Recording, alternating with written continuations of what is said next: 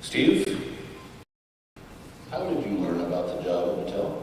The way I remember it, well, I worked at a Hughes Aircraft Company on Rosecrans on the other side of the freeway. And I think that one day I was driving to the freeway, getting onto the on-ramp that looped around right next to the Mattel parking lot. And I saw a sign on there was some mention on their little marquee or whatever you would call that sign, little things other than they had a job. So I think I looked it up in the paper, and it said 1 to 3 years of microprocessor experience, and I had 6 years of experience working in Fortran on defense work and a master's degree, and so I didn't really quite fit their thing, but I took my resume out, and I crossed out the top secret clearance and wrote that I had 100 board games, and sent it in, and after about 3 weeks of talking to Sybil, she finally got me an interview, and Mike gave me the test that Dave was talking about, and conveniently it was basically some 1610 assembly language stuff. You were supposed to figure out that it was really inclusive or something, but that wasn't built into the processor. And but the process, it was very much like I've been doing some PDP-11 assembly language a little bit, and the processor was practically PDP-11. So they're looking for people with 6502 or Z80 experience to write on this PDP-11 processor. So I could handle that pretty well. And Mike said that he was worried about being able to get me a second interview because I cost too much since I had 6 years of experience. And he didn't give me a second interview. So I got an offer instead of a second interview. But now like you say, you had secret clearance, you had all this experience, you were overqualified for it. Why were you saying, I want that job? Well, because I had 100 board games. You had 100 board games. And that was the other thing. So guys at Hughes, I was going over to Mattel for no raise, like 2 months before I would get a raise. And they said, well, why? They said, programming is programming. And I said, well, what about COBOL programming? So then they said, well, they agreed that there could be worse programming. but they didn't understand that there could be better programming.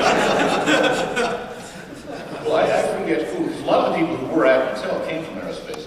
I forget who it was, whether it was you or Russ Haft or somebody said that the one thing they didn't like about the job they've been doing, they've been working on like missile guidance stuff for defense things. They said the only way they would ever know whether or not their programming really worked was if World War III started.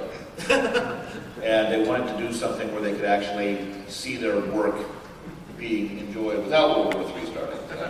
Yeah, so I was working on NSA stuff, so it's like, except for like Patriot games. Mm-hmm. Right. So what was your favorite television game? My favorite television game, I think, at least now, is probably still Night Stalker, which I use the two-hand controller trick on Night Stalker as well, so that you can shoot and run at the same time. Which you can't do with one-hand controller because of the way they're wired. And that's the game I'm most likely to play, or Astro Smash I play a lot as well. And I don't really play Space Marks or B-17 Bomber anymore. But you still like those games, right? I still do, sure. And what would you have liked to have done at television? And well, the first thing I thought when I mentioned it, and actually when I made up this question and Dave asked me for an example, one of the ones I mentioned was that I would have liked, that when Bill and I at the arcade saw Hubert, we said, oh, this would be great for the Intellivision. Of course, somebody else did do it, so I don't feel quite as bad about not having done it. Someone passed on the offerings of that. I guess they didn't really see Hubert as much, but of that publisher.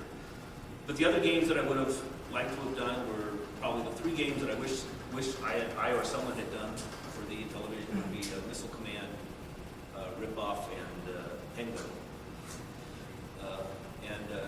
Missile Command is the game that I said I wanted to do when I interviewed at Atari. Interviewed at Atari also. Yeah, interviewed at Atari after. Right. When they had started doing the television games and they were trying to steal us. Right. When we had the Kool-Aid Man game come out, there was a competition of people submitting their designs, and I submitted a design that was pretty much based on ripoff. But after the competition, they said, "Oh well, one of the rules is the Kool-Aid Man can't lose any liquid. And it's like, well, you should have told us that at the beginning of the competition, because my entire thing was people were trying to drain the thing. And Steve, looking back, what do you realize now about your experience at Mattel that you didn't realize at the time? Well, I've been, ever since Dave warned me that this was one of the questions, I was thinking about what, and I guess the biggest thing that I didn't realize then was that 25 years later we'd be standing up here. There's so many people that, that even that so many people would still care about it.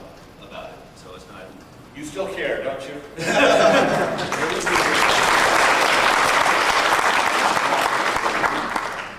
Mr. Don Daglow.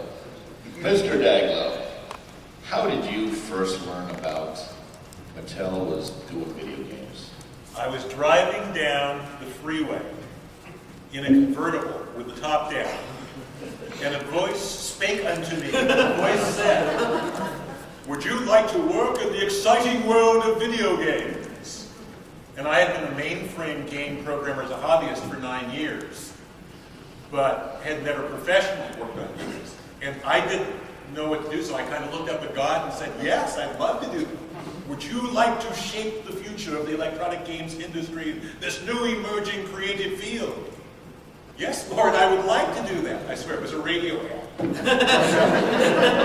In that case, call 213-978-JOBS. 213, that was the number. When something changes your life in a moment, you remember.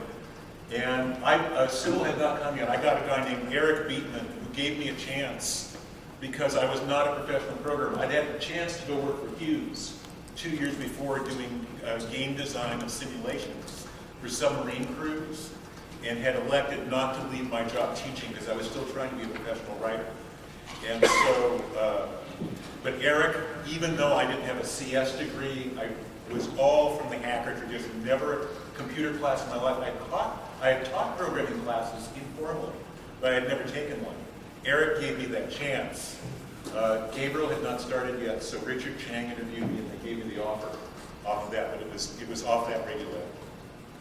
And again, the context, we talked about Richard Chang earlier. Gabriel Baum, I don't think we've talked about yet. He was hired to run the application software department, which was the Intellivision programming department. And he actually began the same day you did, right? I think his story is that, go ahead. I'll state this judiciously. We met in the men's restroom during our physicals for our first day at Mattel. That's how I met my boss. Holding a cup. What was your favorite Intellivision game? I bet he says Utopia. And why? Actually, my favorite, Utopia was a labor of love, but my two favorites were Burger Time, which I think was executed brilliantly under tremendous time pressure. Ray Kessner. And my second favorite, which was actually the macho competition between us, is inside Triple Action. There's the biplanes game. If we were taking a 5 or 10 minute break, we would wander down to the end of the row of cubes where there'd be a station, and we'd play each other in biplanes, because it was something you could play fast. And everybody got to where it's a tiny game, it's very simple, but there are all these different nuances of the way the physics work. And everybody got very good at then using the wraparound on the screen. And people got good at having their planes float vertically, horizontally, all these different things. And it became the ultimate, I am tougher than you. You can come and try and take me on in biplanes, but you will never defeat me. So that became the macho. There was the formal order of the place as managers, but there was the real order and priority of the company, which was largely based on biplanes. What would you have liked to do on Intellivision you never had a chance to do? I'd like to have kept going, because I think I've had the chance to lead teams all the way up through PS3 and Xbox 360 and everything in between. And if I could have had the chance to take these guys, God, I've been much about this. It's crazy. I hear you choking up. If I could have gone forward working with these people with Mike Minkoff there, who is not here today, but Mike Minkoff, a fabulous human being, a fabulous programmer. If this group could have gone forward, we could have conquered the world. These people were were so good, they remain so good today. But we have a hell of a team. And I respect Steve Cartwright, Gary Kitchen, David Crane, all the guys from Atari and Activision who were here tremendously. They've become friends with the years. But these guys, if we could have gotten going, we could have done many, many more things. We just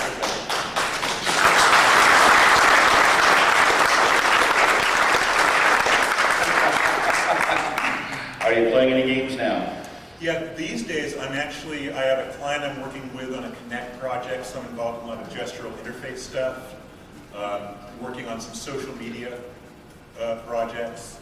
So that drives some of it, and then just going back and playing some of the high-end games. StarCraft is now burning a hole in my expectations.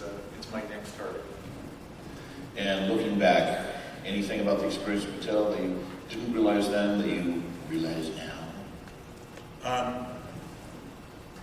Actually, the perspective I have is I think about how much I thought I knew at age 30 in the role I had. And there were a lot of things, obviously, I think I had right, but it just I look back and I think, oh kid, you had so much to learn and you were so full of yourself. I think that's the biggest thing I think about what I didn't know then.